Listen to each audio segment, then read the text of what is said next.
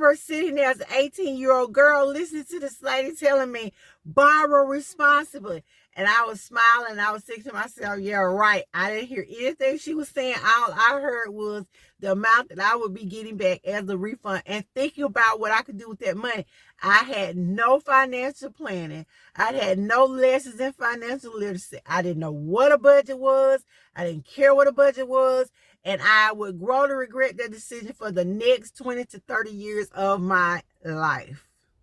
One of the main things I like to talk about is having a growth mindset, and that includes having a prosperity mindset. I think a lot of times we are embarrassed to talk about prosperity. We're embarrassed to talk about wealth because we've been made to think that it was wrong to think about money. It's wrong to talk about money. Well, that's not true. And that's what we're going to talk about today on our podcast. Hey, Sister by Too Cute Sister. We're talking about the importance of having a prosperity mindset and the steps we need to take in order to do just that. So here it is my job to help empower women to be their best self and to reach their fullest potential. So the first things we're going to do today is talk about how we shift from a poverty mindset to one of prosperity.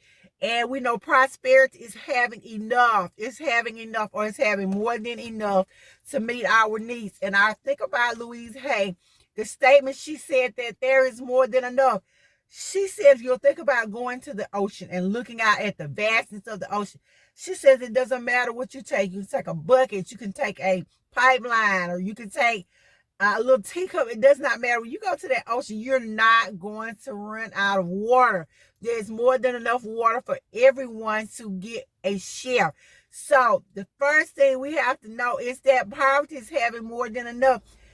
You don't have to think, hey, somebody else is here. That means I'm not going to get my share. I'm not going to get what I need.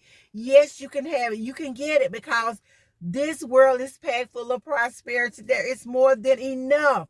So you don't have to get skittish. I can remember thinking one time that, if somebody else found out about this, if they got this money, then maybe that'll cut into what I'm getting. But that's not true, because there is more than enough wealth in this world for all of us to have some. So the first thing we need to do is shift from that mindset of poverty, shift from thinking that there is not enough for you. There is more than enough. There is plenty. You can make it, you can have it, and you can do it. Second thing I want to talk to us about, we need to make sure that we are monitoring our credit. Credit. If you're like me, you grew up in one of those households years ago when they taught you to avoid credit. Their way of thinking was, if you get the stuff on credit, then you have to pay it back and you'll get into debt. That is true. And so credit was sort of a nasty word. But we have to keep up with our credit. We have to be doing things that are going to improve our credit and make sure that we have good credit. Number one, you have to have some credit. Reality is, in this world, in this day and time, you are going to have credit. You have to have the power to go get things without paying absolute cash. And I can also remember watching one of my favorite shows was Little House on the Prairie. And Papa, who was named Charles, will always tell them they weren't going to charge it. They weren't going to get it if they couldn't afford to get it and pay cash for it. At that time, that was a great way of thinking. But today, let's be real. How many of us can just walk in somewhere and to the car lot and say, well, I'll just pay cash for this $100,000 car? We can't do it. Well, most of us can't do it. That $200,000 car, you have to have some credit. So credit is not bad, not all credit. It's just when you get too much and you can't afford to pay for it and you don't know how to manage your money, that credit becomes not the best thing for you, because it's not bad. Credit is not the enemy. Money is not the root of all evil. We've got to change our thinking about money. And I'll tell you something else that we have to absolutely do if we're going to be successful in life and change our mindset from poverty to prosperity.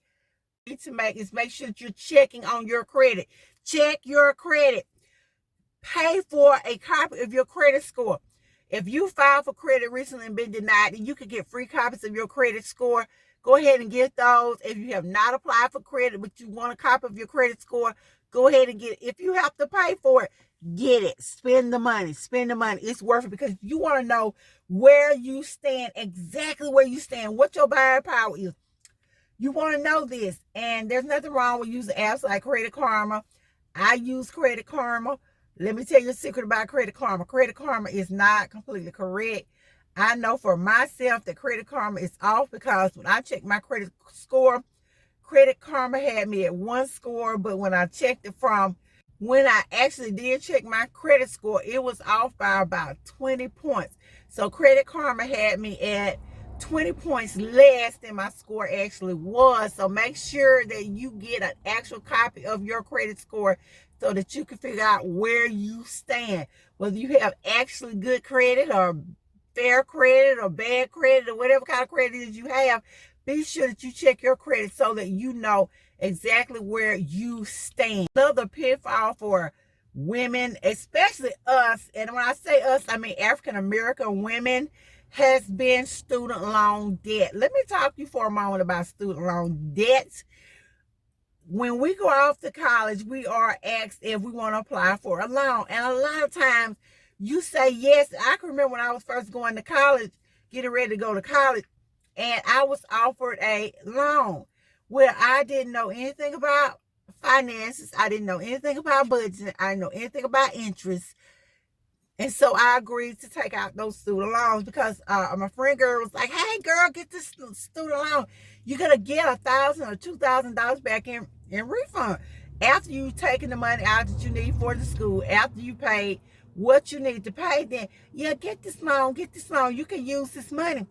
And I was like, okay, $1,000 or $2,000 this refund, because I wasn't used to money. And because I came from a family that wasn't poor, but I came from a family where money management was not something that they understood. They didn't really understand how to budget. I had not been taught in school, so it looked good. I didn't realize how small $2,000 or $1,000 were. And I did not understand that you are going to have to pay this money back.